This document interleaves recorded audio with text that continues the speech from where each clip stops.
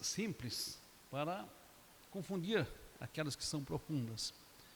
Na descrição de Isaías, quando as pessoas olharam para Jesus Cristo, não deram importância, o desprezaram, não fizeram caso, mas este Jesus é o Deus conosco, que veio para reconciliar o homem consigo mesmo, que veio para oferecer um perfeito sacrifício pelo homem, que veio para justificá-lo, que veio para lhe dar uma nova vida. Assim como a providência de Deus, como nosso irmão acabou de cantar, muitas vezes os galhos secos de uma árvore faz brotar nova vida, assim como faz brotar nova vida junto àqueles que estavam mortos em seus delitos e pecados, assim como faz de um vale de ossos secos um poderoso exército. Deus é aquele que nos surpreende e sempre nos surpreenderá para a nossa alegria, para a sua honra e para a sua glória. Nós vamos orar nesse momento, agradecendo a Deus a oportunidade de estarmos aqui, agradecendo esta oportunidade de estudarmos a sua palavra juntos. Convido nosso irmão Cristiano para orar nesse instante. Peço que ore no microfone para que quem está na live possa acompanhar a oração. Aqueles que puderem, vamos ficar em pé, meus irmãos. Meu Senhor, meu amado Deus, nesse momento, meu Senhor, nós te agradecemos, meu Pai, por esse privilégio, Senhor, que o Senhor nos dá, de estarmos mais uma vez aqui em Tua casa, Senhor, para juntos engrandecer o Teu santo soberano nome, Senhor. Tu és um Deus maravilhoso, meu amado Deus. Te agradecemos, Pai, por todas as bênçãos que tem derramado em nossas vidas, Senhor. Eu sei que são tantas e tantas bênçãos que às vezes a gente nem percebe, Senhor. Pela saúde, até pelo respirar, meu Pai, pela nossa família estar bem, por aqueles que estão enfermos estão melhorando, graças ao Senhor, pelo trabalho, pelos amigos, por tudo, Senhor. Tu és um Deus maravilhoso. Meu Senhor, meu amado Deus, eu lhe peço, meu Pai, que ilumine e abençoe esse culto e que tudo que seja feito seja exclusivamente para o Senhor, meu Pai, pois somente o Senhor é merecedor de toda a honra, todo louvor e toda adoração. Meu Senhor, meu amado Deus, eu lhe peço, esteja iluminando, abençoando também aqueles que estão em suas casas, Senhor. Se achegue até eles também, meu Pai, com tuas bênçãos, meu amado Deus, e que na próxima oportunidade eles estejam aqui conosco também.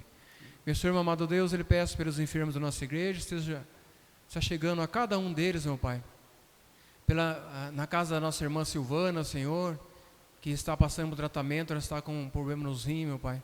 Meu Senhor, meu amado Deus, eu lhe peço em nome de Jesus, ilumine e abençoe aquela querida irmã, Senhor.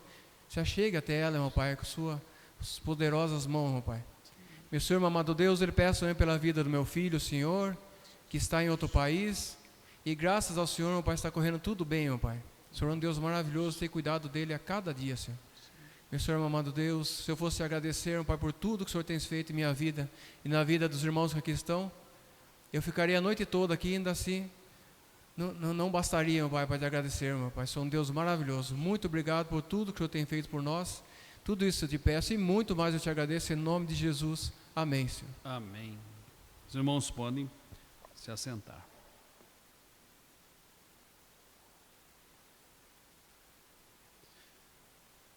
Nós vamos continuar os nossos estudos bíblicos em Deuteronômio. E vamos ler hoje Deuteronômio 21, versículos 22 a 26.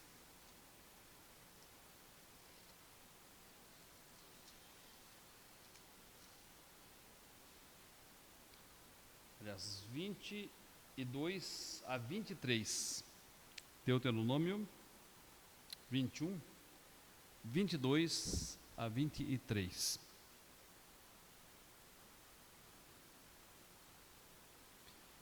Se alguém houver pecado passível da pena de morte, e tiver sido morto e o pendurares no madeiro, seu cadáver não permanecerá no madeiro durante a noite, mas certamente o enterrarás no mesmo dia, porquanto que for pendurado no madeiro é maldito de Deus. Assim, não contaminarás a terra que o Senhor teu Deus te dá em herança.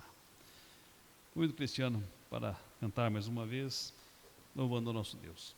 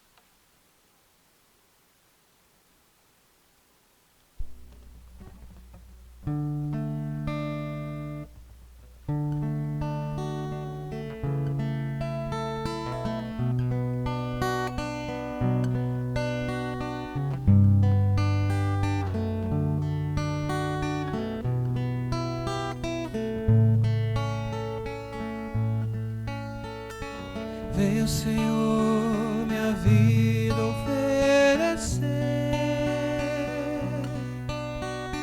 como oferta de amor e sacrifício.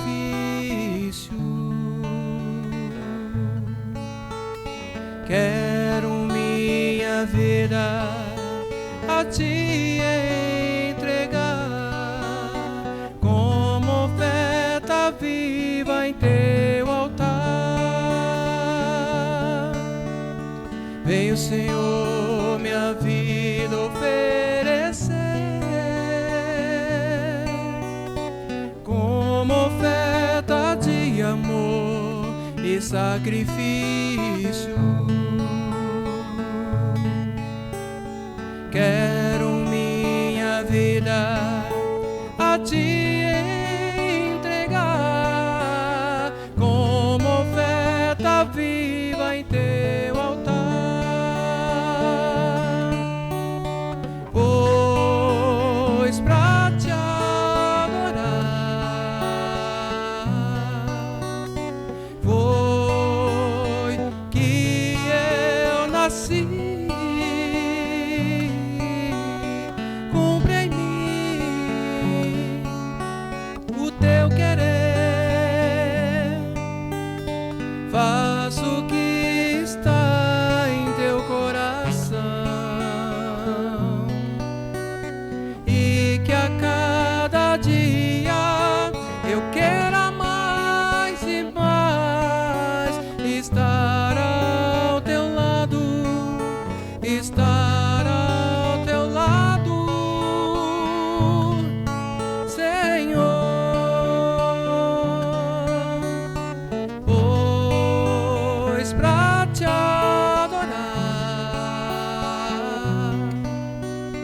foi que eu nasci. Cumpre em mim o Teu querer, faço o que está em Teu coração, e que a cada dia eu queira mais e mais estar ao Teu lado, estar ao Teu lado, Senhor. Estar ao Teu lado, estar ao Teu lado, estar ao Teu lado, Senhor.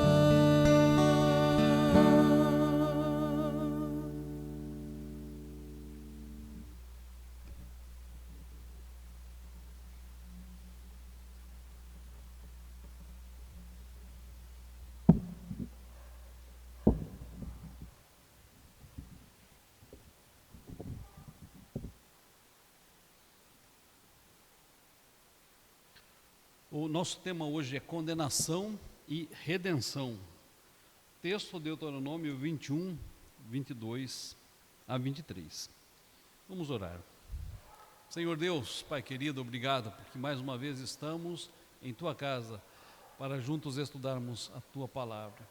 Pedimos em nome do Senhor Jesus que fales conosco, que nós possamos aprender mais da Tua palavra, possamos aplicá-la em nossas vidas, Senhor, e que saiamos daqui confortados, consolados, gratos, mas também desafiados a fazer a Tua vontade. Em nome de Jesus oramos, amém. Alguns pensadores têm feito declarações sobre a natureza humana, e eu quero citar dois deles aqui. O primeiro é Jean-Jacques Rousseau. Jean-Jacques Rousseau, olhando para a humanidade, dizia: o homem nasce bom, mas a sociedade o corrompe. Com isso, Jean-Jacques queria afirmar que as ações dos homens, elas são reflexo do meio em que ele está, onde ele vive e onde ele se constrói. O segundo filósofo é Thomas Hobbes. Thomas Hobbes, indo em direção oposta, afirma: o homem é o lobo do homem. E com isso ele indica que o homem é capaz de cometer grandes atrocidades e barbaridades contra o seu próximo, contra elementos da sua própria espécie, a tal ponto de destruí-lo. O que pode então transformar um homem na visão de Jean-Jacques Rousseau e na visão de Thomas Hobbes? Na verdade, transformar o homem na visão de ambos os filósofos não é possível. O que é possível, segundo eles, é que um Estado controlador, todo-poderoso, coloque limites às ações dos homens. Mas transformá-lo, diante das influências que recebe da natureza, conforme Rousseau, ou diante da sua natureza, conforme Hobbes, é impossível. É impossível quando nós pensamos numa ação do Estado. Mas é possível quando nós pensamos na ação de Deus, na ação de Jesus Cristo. E hoje nós gostaríamos de falar um pouquinho sobre o homem, a sua condenação, mas também a sua redenção. E desse texto, nós queremos destacar 4 lições. A primeira delas, o pecado é coisa séria perante a lei de Deus. Notem, meus irmãos, que o versículo 22 vai dizer: se alguém tiver pecado, passível de pena de morte. E para que nós entendamos essa frase, é preciso compreender o seu contexto. E qual era o seu contexto? Bom, esta lei foi dada a um povo que já estava em aliança com Deus, que já se relacionava com Deus, que conhecia a lei de Deus. E que, portanto, em virtude desse relacionamento e desse conhecimento da lei de Deus, seria julgado caso cometesse pecados sérios, pecados que estavam condenados pela lei de Deus.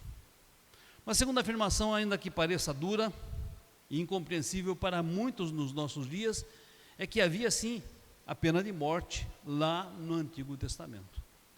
E a pena de morte estava destinada a pessoas que cometessem determinados pecados. Eu fiz aqui uma lista para que os irmãos tenham conhecimento. Por exemplo, aqueles que praticassem a adoração aos deuses cananeus poderiam ser condenados à pena de morte.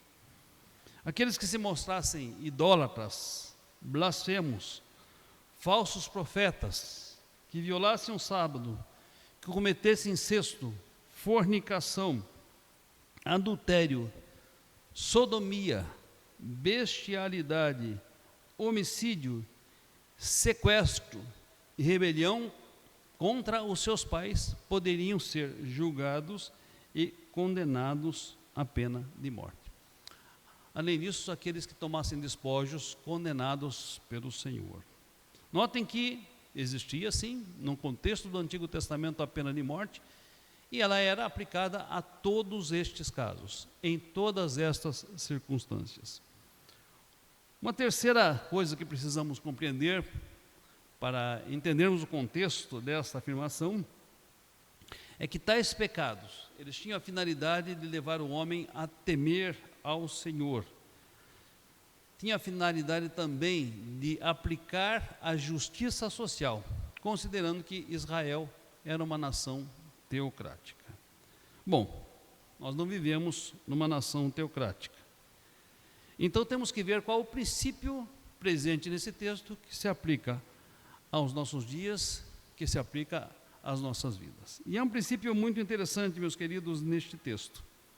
O princípio de que o pecado é algo sério e deve ser considerado como tal. Ora, dentre os israelitas, os que cometessem esses pecados que nós enunciamos, eles poderiam ser julgados, poderiam ser condenados e poderiam ser sentenciados à morte. O pecado era sério para uma nação teocrática, a nação teocrática de Israel. Mas, de modo geral, os pecados que a Bíblia aponta, dos quais nós devemos fugir, aos quais nós não devemos cometer, também se constituem em coisa séria e devem ser tratados como tal.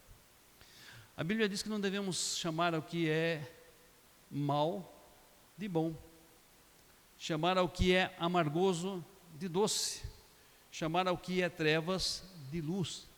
Nós não podemos inverter valores que estão claramente estabelecidos na palavra de Deus, ainda que sejam de prática comum, ainda que sejam aceitos socialmente, ainda que sejam estimulados, tolerados socialmente, ainda que sejam, como vivemos nos nossos dias, estimulados socialmente. Não, aquilo que a Bíblia afirma ser pecado é pecado e deve ser tratado com seriedade. O pecado é algo sério. Mais do que isto, sempre trará consequências para as pessoas que o praticam. É interessante pensar que as consequências, elas advêm de 3 matizes. Primeira consequência: é impossível ser bem-sucedido e feliz contrariando uma lei que Deus estabeleceu para o nosso bem-estar. Segundo, é impossível ser feliz e bem-sucedido contrariando uma lei que nós a temos gravada em nossos corações.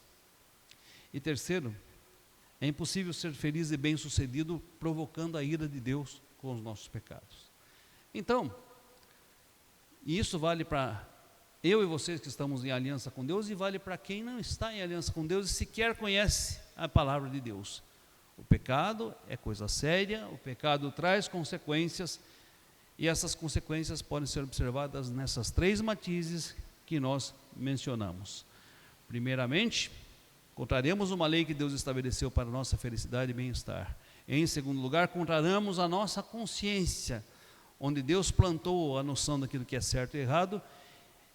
Mas, em terceiro lugar, nós contrariamos a Deus, e que exerce justiça e que derrama sobre a sua ira sobre aqueles que detêm a verdade pela mentira. Um outro princípio também presente nesse primeiro ponto é que há um salário que deve ser pago pelo pecado. E a Bíblia diz que o salário do pecado é a morte. E aqui não estamos falando de modo específico a um povo que está em aliança com Deus. Isso vale para todos os povos. O salário do pecado é a morte.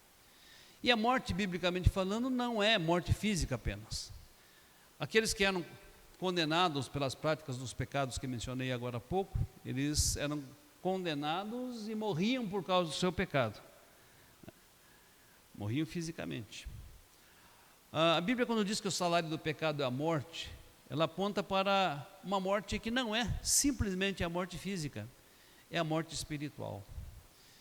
E o que é a morte espiritual? É a eterna separação de alguém de Deus. Por isso que a Bíblia afirma que nós estávamos mortos em delitos e pecados antes de conhecer a Jesus. Por quê? Porque estávamos separados de Deus. Por isso que a Bíblia afirma que Ele nos deu vida enquanto nós estávamos mortos em delitos e pecados. Por quê? Porque fomos aproximados de Deus. E a proximidade de Deus é vida, e vida eterna. É por isso também que o inferno é descrito como um lugar onde nós estaremos separados para sempre da presença abençoadora de Deus, ou estaremos mortos espiritualmente. Então, quando Paulo fala que o salário do pecado é a morte, inclui a morte física, mas não somente a morte física, é a morte espiritual, uma morte que tem consequências eternas, estar para sempre separado da presença abençoadora de Deus. Notem, meus irmãos, que a Bíblia fala que Deus nos deu vida, nos trouxe da morte para a vida, nos ressuscitou. Eu e vocês, portanto, já não estamos sujeitos a este salário do pecado, que é a morte, mas estamos sujeitos a pecar. E por isso, a lei de Deus estabelece aquilo que devemos e aquilo que não devemos fazer. E o que aponta como pecado, deve ser visto como pecado. E, portanto, deve ser aborrecido, evitado, e quando cometido deve ser motivo de tristeza, arrependimento, confissão e conversão. Sabemos que nós somos salvos pela graça, e salvos pela graça já não estamos sujeitos a pagar o salário do pecado, porque Jesus Cristo pagou em nosso lugar. Romanos 6,23 diz exatamente isso: o salário do pecado é a morte, mas o dom gratuito de Deus é a vida eterna em Cristo Jesus. Mas a graça, meus queridos, nos convida e nos conduz à santificação, jamais à libertinagem. Então, deste primeiro ponto, o pecado é coisa séria diante de Deus. Quais as conclusões que nós podemos tirar, né? E não devemos minimizar o que é pecado, nem relativizar o conceito de pecado, e nem achar que os pecados condenados pela Bíblia não são condenados nos dias de hoje, simplesmente porque os tempos são diferentes, porque a cultura é diferente, porque hoje eles são aceitos e tolerados pela sociedade. O pecado é coisa séria, deve ser tratado como tal. O pecado gera a morte, e nós fomos trazidos da morte para a vida não para continuar pecando, mas para viver em santidade.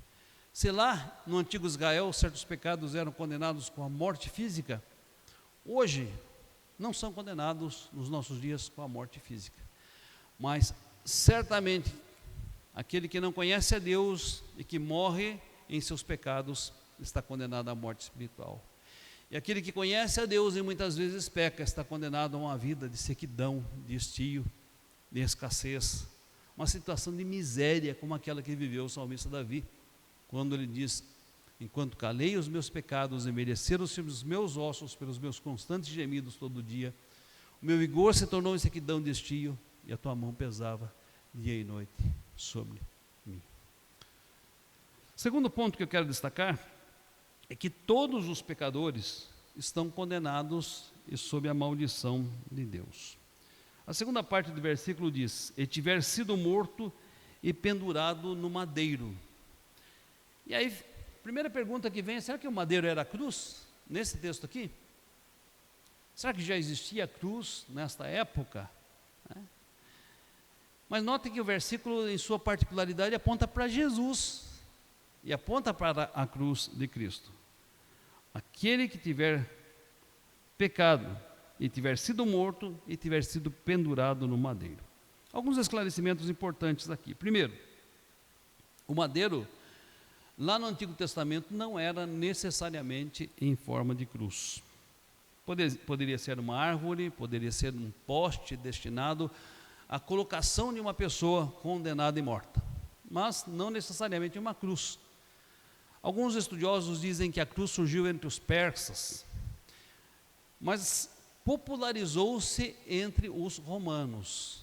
No contexto do Império Romano, a cruz foi usada fartamente, não como um lugar onde eram expostos as pessoas que eram mortas, mas um lugar onde as pessoas eram colocadas para serem torturadas e mortas.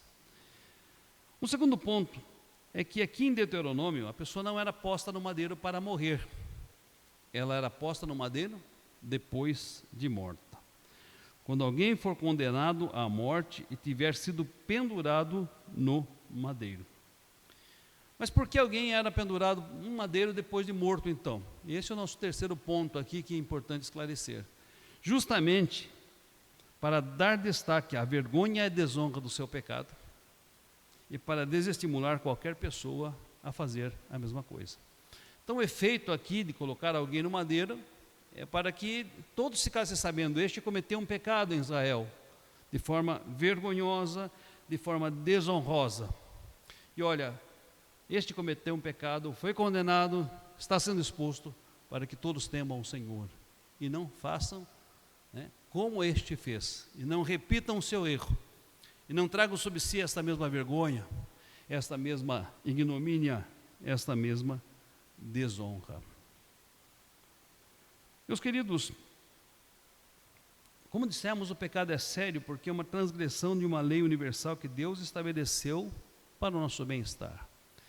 Porque é uma ofensa à perfeição e à santidade de Deus.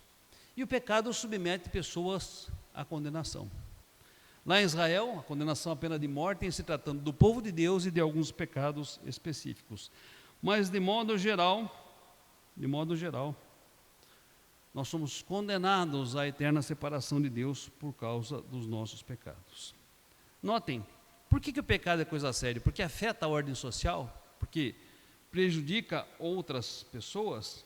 Não. O pecado é, sobretudo, muito sério porque ele provoca a ira de Deus Todo-Poderoso e Santo. O pecado é algo sério porque ele ofende a majestade de Deus. Nós não podemos minimizar os efeitos do pecado. Nós pecamos porque somos fracos em nossa natureza. Nós pecamos porque o mundo nos tenta. Ou nós pecamos porque o diabo o tempo todo fica agindo contra nós. Não. O pecado está à nossa porta, diz a Bíblia. Mas eu e vocês podemos dominá-lo. Esse versículo certamente aponta para a cruz de Jesus Cristo. Notem que Jesus na cruz foi colocado para morrer e foi colocado como exposição a todas as pessoas. Ali ele foi condenado como um maldito de Deus, um lugar que não era dele, um lugar que estava destinado a todos nós. E ali Jesus pagou pelos pecados da humanidade, passados, presentes, futuros, e pagou o salário que era nosso, o salário do pecado é a morte. Jesus o pagou completamente na cruz do Calvário. Esta morte estava destinada a nós, ele a tomou sobre si. E não somente morreu, mas ressuscitou, para que a sua obra de redenção estivesse completa. Para que a sua obra de redenção estivesse completa. Em Israel, o madeiro estava destinado aos crimes mais execráveis no Império Romano, aos criminosos contumazes. Jesus suportou a cruz, esteve no madeiro em nosso lugar. Talvez muita gente pense: mas eu não sou tão pecador assim, eu não tenho cometido tantas transgressões assim. Olha, não repousa sobre mim tamanha condenação. Eu não posso ser considerado como maldito para ser representado por Jesus Cristo como maldito na cruz. Se alguém afirma isso é porque não conhece o que é pecado. E não conhece a seriedade do pecado. E não sabe como o pecado afeta o ser humano de modo integral. E como o pecado fere e ofende a majestade de Deus. Porque para que nós minimizemos o que é pecado, nós não podemos conhecer quem é Deus. Porque à medida que conhecemos quem é Deus, um Deus santo, justo, glorioso, um Deus todo-poderoso, o grande eu sou, o Criador dos céus e da terra, alguém que habita santidade, alguém que habita pureza, alguém que habita justiça, alguém que habita verdade, os nossos pecados, certamente, por menores que sejam, ainda que sejam da nossa mente e do nosso coração, ainda que sejam apenas intencionais, são coisa muito séria. E é isso que Jesus mostrou. Ele falou: olha, matar não é só cometer um atentado contra a vida do seu próximo, é odiá-lo. Adulterar não é só ter relações sexuais com uma mulher, é você ter intenções em seu coração contra ela. Diante de Deus, os nossos pensamentos são atos. E, portanto, os nossos pecados, talvez aqueles que a sociedade nem considerem como tais, são extremamente sérios e carregam condenação e carregam maldição. E foi justamente por causa disso que Jesus Cristo teve que ser morto na cruz. Diz a Bíblia que se alguém acha que não tem pecado, né, está mentindo, está se enganando, está fazendo Deus de mentiroso. Paulo, em Romanos capítulo 3, versículo 23, diz que todos pecaram e carecem da glória de Deus. Não há um justo, não há nenhum sequer, não há nenhum que entenda, não há ninguém que faça o bem.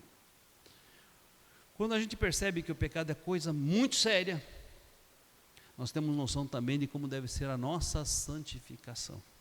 As palavras, os pensamentos, as ações e até mesmo as omissões são coisas sérias diante de Deus. E, portanto, se nós devemos nos santificar, e devemos, a santificação abrange tudo.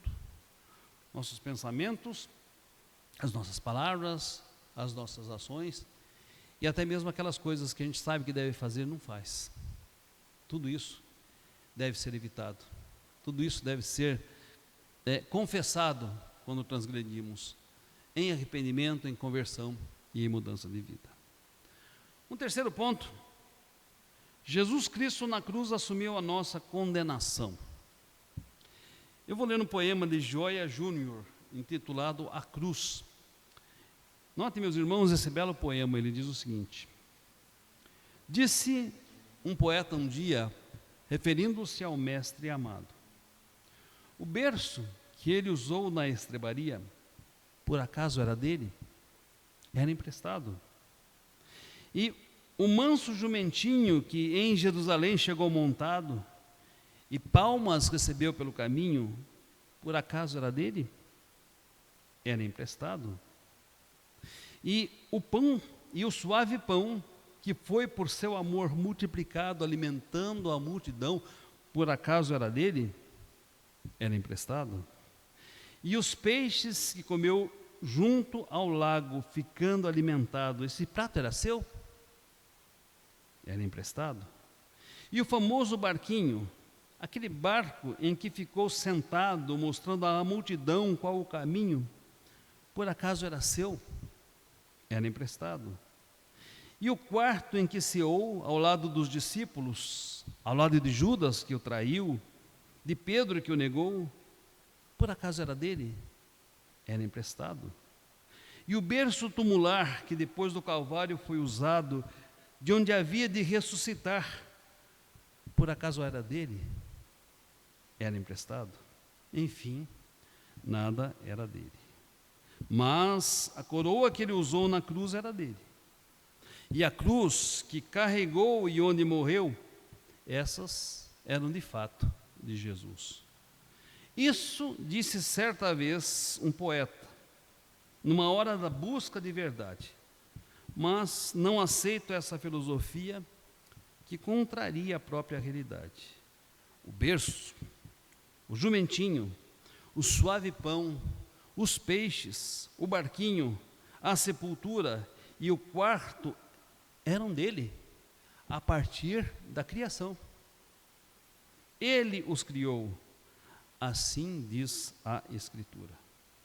Mas a cruz que ele usou, a rude cruz, a cruz tosca e mesquinha, onde meus crimes todos expirou, essa cruz não era dele. Essa cruz era minha. Lindo poema, né? A cruz de Cristo, essa era minha. Notem que nessa cruz repousava o castigo pelo nosso pecado, a condenação pelos nossos pecados, a maldição sobre as nossas transgressões. Notem que Paulo vai dizer em Gálatas 3,13: Cristo nos resgatou da maldição da lei, fazendo-se Ele próprio maldição em nosso lugar. Portanto, meus amados, na cruz, Jesus assumiu a nossa condenação, Jesus assumiu a nossa maldição, para que eu e você já não sejamos vistos por Deus como condenados e malditos, mas sejamos vistos como justos. Deus estava em Cristo, reconciliando consigo o mundo. E um quarto e último ponto: Cristo, pelo seu sacrifício na cruz, nos purifica. Versículo 22 do texto que lemos: o seu cadáver não permanecerá no madeiro durante a noite, mas certamente o enterrarás no mesmo dia. Porquanto que for pendurado no madeiro é maldito de Deus. Assim não contaminarás a terra que o Senhor teu Deus te dá em herança. Há alguns detalhes na crucificação de Jesus que são muito importantes e merecem um destaque para que compreendamos a cruz. Jesus disse que não veio revogar a lei, mas veio para cumprir. E a lei dizia que alguém que fosse morto e exposto no madeiro não poderia permanecer no madeiro, porque se permanecesse, contaminaria a terra. Nota que Jesus cumpriu até esse quesito. Vejamos, meus irmãos, o crucificado demorava 4 dias para morrer, ou poderia demorar até 6. Por isso era comum que se quebrasse os ossos das pernas dos crucificados para que o processo de asfixia acelerasse a morte. Enquanto tivesse pernas, ele podia ainda se sustentar, evitando o sufocamento e a asfixia.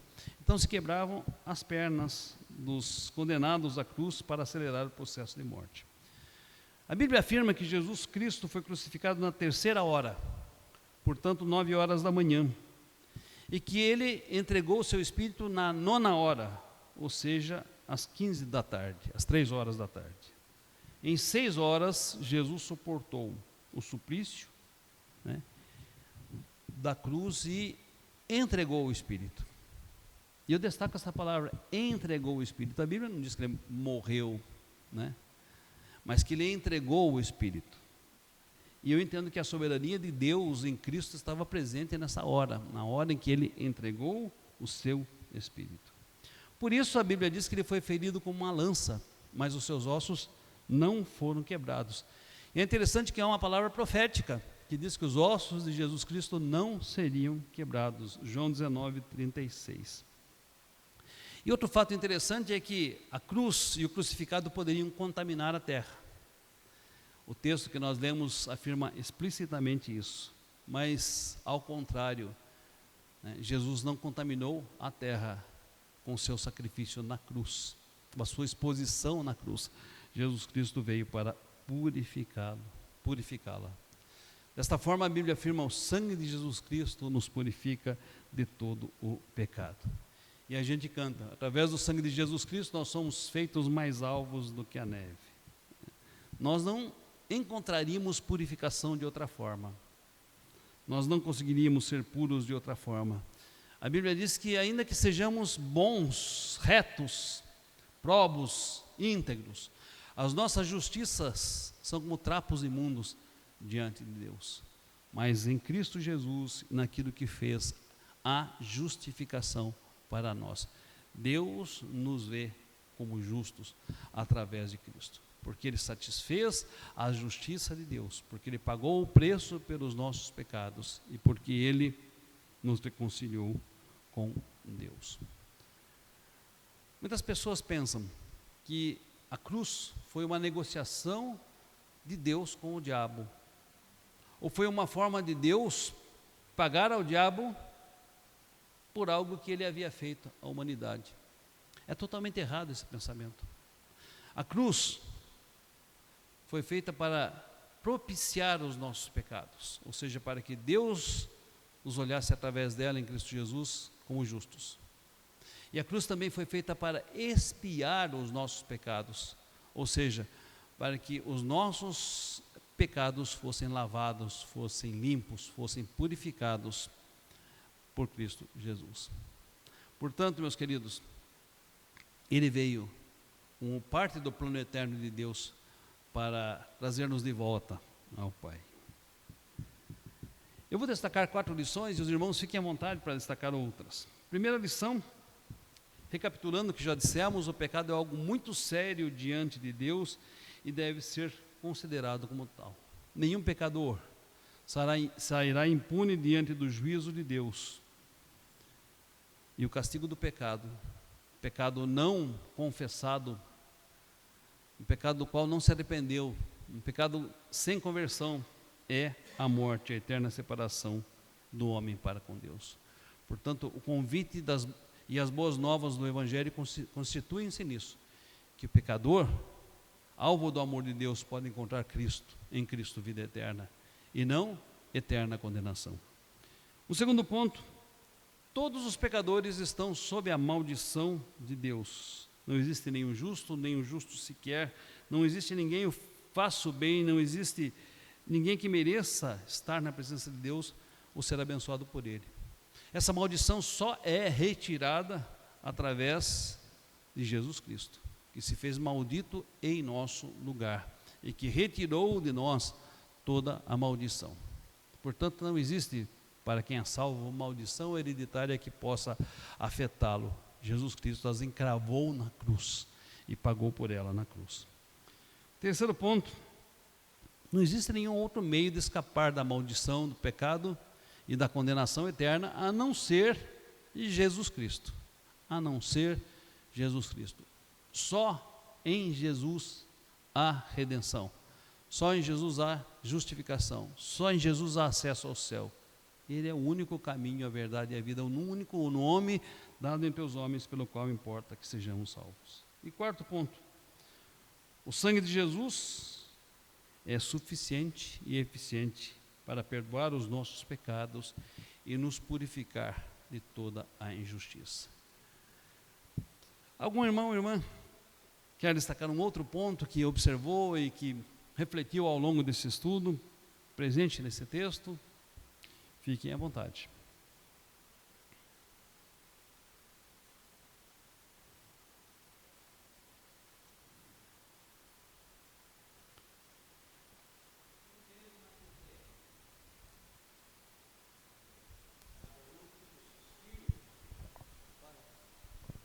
Até a hora dele dar o último suspiro, ainda ele salvou um dos pecadores, um dos ladrões que estava ao lado dele.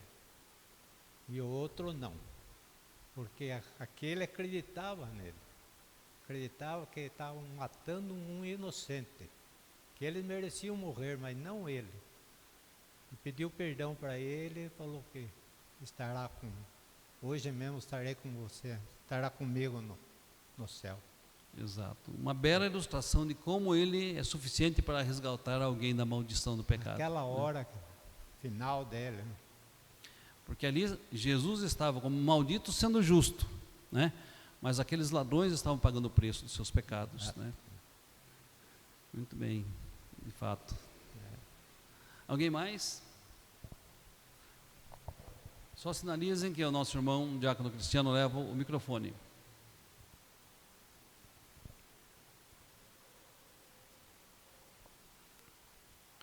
Eu fiz no grupo da igreja algumas perguntas aí. Será que eu respondi todas? Os irmãos viram no grupo as perguntas que nós levantamos?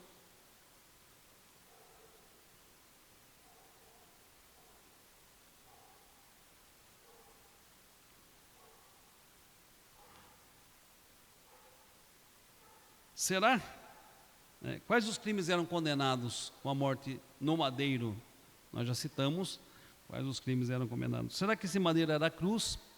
No Antigo Testamento, não necessariamente. O que acontecia com a terra se o condenado permanecesse no madeiro de um dia para o outro? O que acontecia? A terra seria contaminada. Jesus morreu na cruz para satisfazer a justiça de Deus ou para nos resgatar do poder do diabo?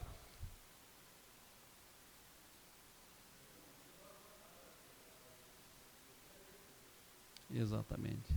Então, essa é a realidade doutrinária por trás da cruz.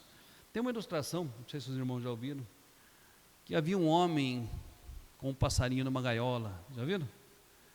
E de repente ele encontra com outro homem no caminho, e o homem tem compaixão daquele passarinho e diz: olha, quanto o senhor quer por esse passarinho para soltá-lo? Ele falou: não quero valor algum. Não negocia. Aí ele fala: escuta, mas eu posso lhe oferecer uma grande soma de dinheiro. E a negociação segue adiante. O homem diz: olha, por nenhum preço eu solto esse passarinho. Aí o homem diz: tá bom, então eu vou preso no lugar dele, o senhor solta. Ele falou: bom, aí eu aceito. E aí as pessoas dizem, olha, essa negociação que ocorreu quando da redenção, né? Deus, né, negociando com aquele que nos havia aprisionado. Então esse é um conceito errado de redenção, né? Um conceito errado, porque não houve negociação entre Deus e o diabo, né?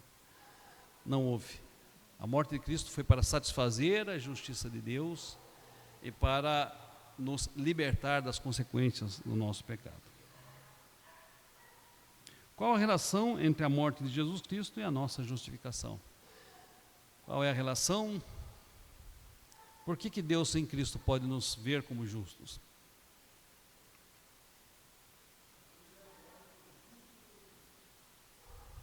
Exato. Os irmãos se lembram que eu li Isaías 53, lá o profeta Isaías já diz, né, que ele levará as culpas, as transgressões, as iniquidades, né? O justo justificará a muitos pelo seu sacrifício. Então, o texto de Isaías é tremendamente contemporâneo quando se pensa nesse texto aplicado a Jesus Cristo, né? Tá muito claramente delineado o que Cristo fez na cruz, ali em Isaías 53.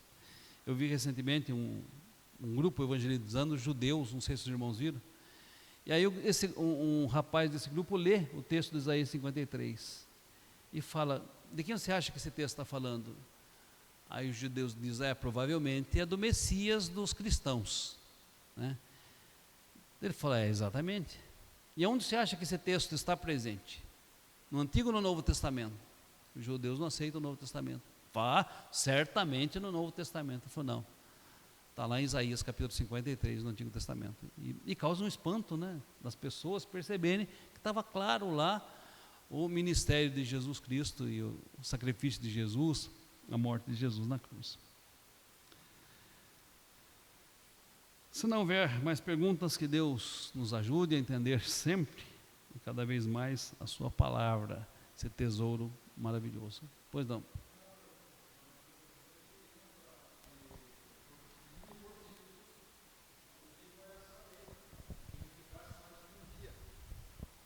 Então nós vemos na morte de Cristo os judeus pedindo o corpo de Jesus, porque era apenas um dia que podia deixar, né?